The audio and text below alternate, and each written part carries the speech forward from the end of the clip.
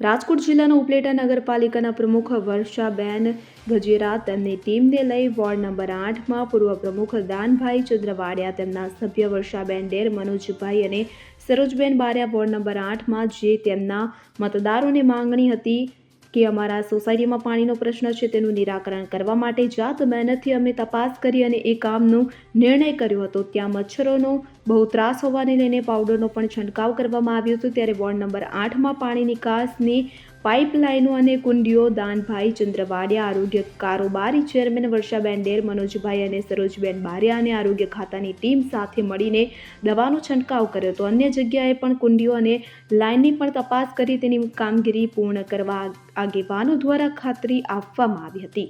પાલિકાના પ્રમુખ છે વર્ષાબેન ગજેરા, ઉપલેટા નગરપાલિકાના પૂર્વ સદસ્ય મનોજભાઈ કનારા, ઉપલેટા નગરપાલિકાના હર્ષાબેન ડેર સદસ્યો અને એમની સાથે લડેલા ઘંટાબેન બારિયા, આ બધા સાથે પ્રમુખની રહી અને અમુક રજૂઆતો હતી, રજૂઆત કરવામાં આવી હતી। એ બાબતે આ વિસ્તારની અંદર ડીટીટીનો છંટકાવ ચાલુ કરવામાં આવેલો છે અને જે વિસ્તારમાં લતાવાસીઓની ફરિયાદ હતી અને અમારા જે સદસ્યો ચાલુ અને પૂર્વ સદસ્યોની પણ ફરિયાદ હતી કે આ વિસ્તારની અંદર મચ્છરનો ત્રાસ છે, ગંદકી છે, તો આ જે કંઈ પડતર પ્રશ્નો છે એનો નિકાલ કરવાનો, એટલે પોતે જાતે પ્રમુખ આ સાથે રહી અને સ્થળ તપાસ્યું અને એક એવા પ્રશ્નો હતા પડતર કે ભૂંગળા નાખી દેવામાં આવે પણ એના જે ક્રોસ અને જે અન્ય પાઇપલાઇન સાથે જોઈન્ટ કરવામાં આવે ને એટલે પાણી એની અંદર ભર્યું રહેતું હતું।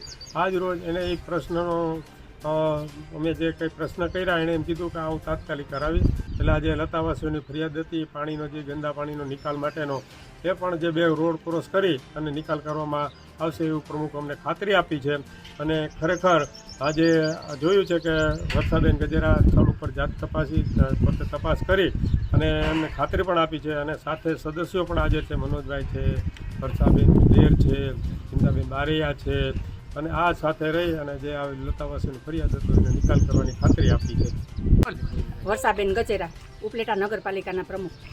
આજે હું મારી સાથે પૂર્વ નગરપાલિકાના પ્રમુખ દાનભાઈ ચંદ્રવાડિયા, વર્ષાબેન ડેર 8મા વોર્ડના સભ્યશ્રી, પૂર્વ સભ્યશ્રીઓ મારી સાથે છે, 8મા વોર્ડના બધા સદસ્યો અને આજે અમે સ્થળ તપાસ કરવા માટે નીકળ્યા છીએ 8મા વોર્ડમાં કે જે પાણીના પ્રશ્નો હતા, કુંડીના પ્રશ્નો હતા, ગટરના પ્રશ્નો હતા, જે એ અમે સ્થળ ઉપર તપાસ કરી અને જે યોગ્ય નિર્ણય આવે એ લેવા માટે અમે સ્થળ તપાસ માટે મારી ટીમ મારી સાથે છે।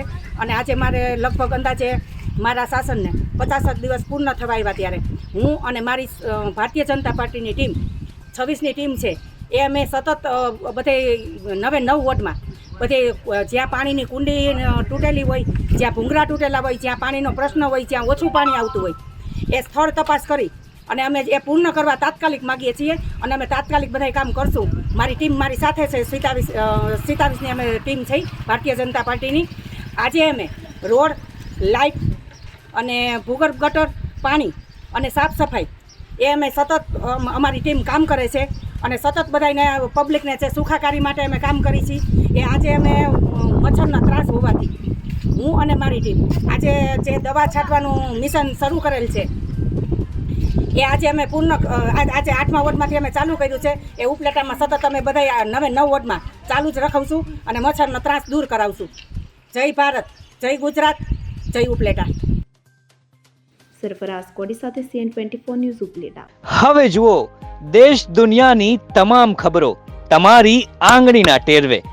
ઉઠાવો મોબાઈલ અને Google Play Store પરથી ડાઉનલોડ કરો અમારી CN24 ન્યૂઝ મોબાઈલ એપ।